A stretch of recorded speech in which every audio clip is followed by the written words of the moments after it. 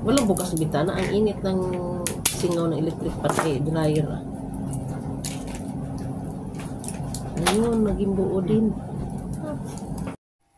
Ayan, good evening everyone. Ito na naman po ako at another type of nuts.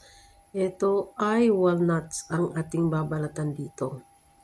Binigay ni Amo sa amin ang nuts na ito dahil hindi maganda yung laman.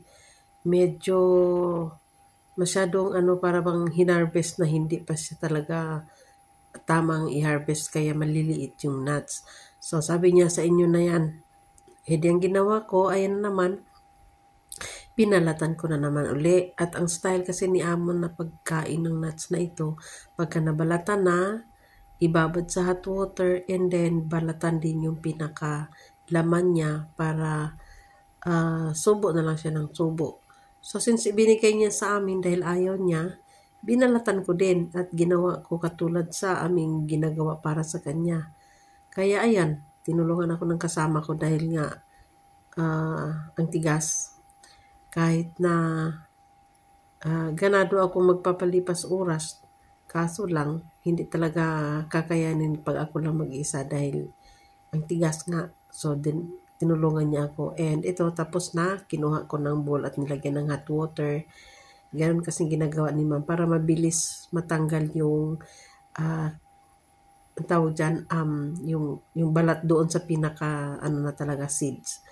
So, pinaka seeds daw or pinaka nuts. Ano bang tawag nuts, di ba? So, ayan. As usual, dinouble speed ko naman para hindi ako aantukin. Dahil sa totoo lang nakakaantok talaga.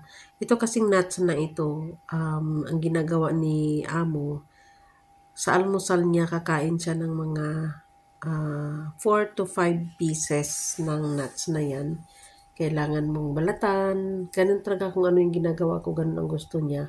And then lagyan mo siya sa almusal ng mga 4 to 5 pieces ng nuts. Tapos, ayun na. Since hindi niya gusto, ito binigay niya sa amin. Dahil nga parang,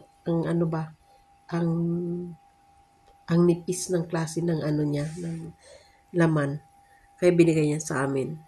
Di pinagtiyagaan ko din, syempre. Kung ano yung ginagawa namin para sa kanya, di ginawa ko na rin. Di ang ending, ang sarap niyang kainin. Dahil nga wala na yung brown na, nagka-coat doon sa kanyang pinakas, seed.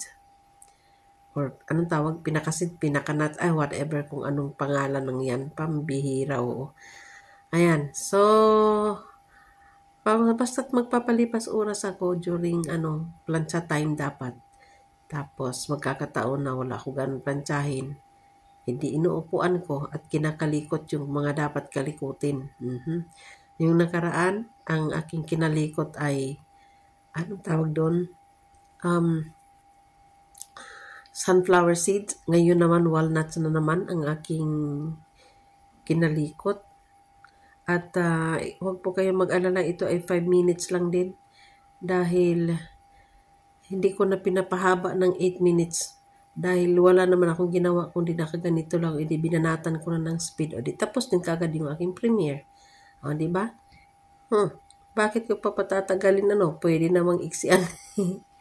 Para naman makarest yung mga kasamahan natin dyan. Relax po muna kayo para sa next na premiere.